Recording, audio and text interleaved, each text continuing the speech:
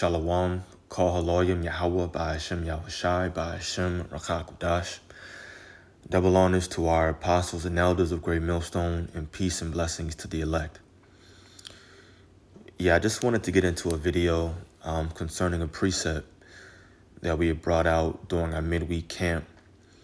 And I'm going to get to it. It's in 2nd Ezra 7. But first, I want to read this here in Hebrews 11, going into faith, because it's always important to talk about different mindset videos, especially as we're getting closer towards the end. And you know, this thing that we're in, this ministry, it's similar to a race. You can say like a 400 meter dash, just all the way through around a track. That very, very last leg, that last 100 meters that you're running, it's the hardest. And oftentimes, yeah, it comes down to your stamina and how well you've trained. But a lot of times, it's coming down to your mindset as well, your mentality. Are you able to just grind it out, keep your form, push through, even though you know it hurts? You know, you would think that it's the very end, so it should be easy. But sometimes, in different scenarios, that's when it can be the hardest. The end can be the hardest. So it's a grind. And so I just wanted to make this video, as we know that we're at the end right now. Just wanted to get into a mindset video. And I'm going to start here in Hebrews 11, verse 1. It says, "Now faith is the substance of things hoped for and the evidence of things not seen." Now, why am I talking about that? Well, you have to keep in mind, the world that we're looking forward to is something that can't be seen right now. It's something that the rest of the world, has no clue about. Now, yeah, you have all these Christians and they read the Bible and they get into it and they know that, oh, okay, heaven is going to sound great. It looks good and I believe it, I want it. But they don't really understand what heaven means. They don't know what that's really talking about and who it's for. As a matter of fact, you bring up that the children of Israel are going to have slaves and captives, and handmaids and servants, and they're in the kingdom of heaven. And oh my, what? They just can't believe it. They can't believe that. It doesn't make any sense to them. But you see, that's a world that we can see in our minds because the scriptures talk about it. But everybody else, it's unbelievable to them. It doesn't make any sense. God would never do that. God would never have slaves in his kingdom. And that's exactly where we're going to get into the point in this video, which is 2nd Ezra 7, verse 42. "He answered me then and said, This present life is not the end where much glory doth abide." And that's the problem. Our people can't see past this world. They can't see past Esau ruling, maybe another nation ruling if Esau, Edom, the white people goes down. Then they just see like China or Russia, somebody else coming into rulership. They can't see a world where they're on top, where they're actually kings and they have your own palace and things are being governed. The world is being governed and ruled by the laws of the Bible. And this is why I started off in Hebrews 11 and 1. To be able to see afar off like this, it takes faith. And that's a particular mindset. It's a particular mentality that's separate from this world. And you have to always remember that. The world is not going to see and know your vision. They're not going to know what we're fighting for. And that's okay. That's how it's supposed to be. Because remember, faith has to be given. You can't just, because of your own strength and your deep search and you found the truth of the Bible by yourself. No. Faith has to be given to you, and then this knowledge has to be unlocked inside of you. You have to be given the Holy Spirit in order to truly comprehend the different metaphors and similitudes and prophecies that are written in this book. But our people can't get past this world because they're not meant to. We know that. So it says, this present life is not the end where much glory doth abide. Therefore have they prayed for the weak.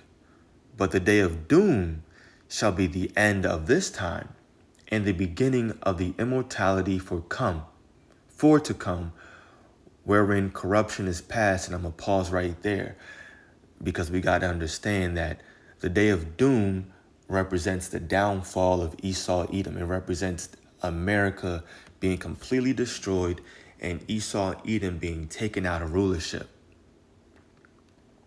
And so, like I mentioned this week on the streets, you have to change your perspective on what it means to be positive, on what it means to be optimistic. You can't have a worldly view of it. No, positivity means that America goes down because you understand that the people that are ruling it are wicked. Being optimistic means looking forward to this place going down. And that's the day of doom, the second death, World War III. When this place goes down, then finally righteousness can reign over the entire world. And it's going to be starting in Jerusalem. So the day of doom is when this place goes down, immortality comes forth, we get new bodies, corruption is past, meaning death is overcome, there's no more sin.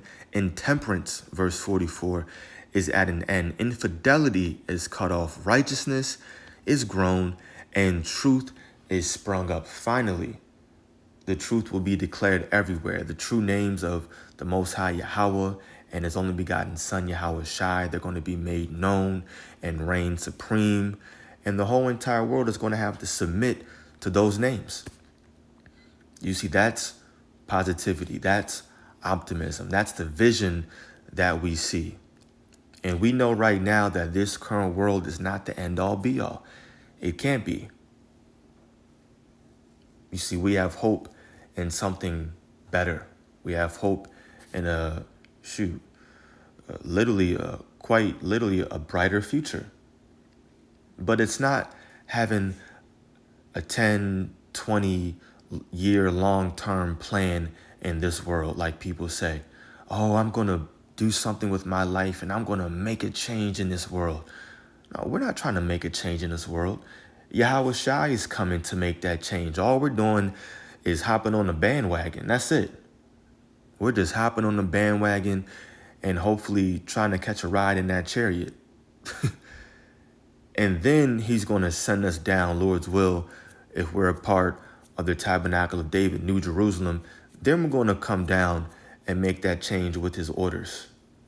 But as of right now, we're just waiting, sitting on our hands, talking about prophecy and looking forward to it as it comes to pass.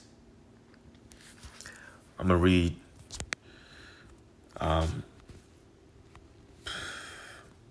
Psalm chapter 2, verse 1.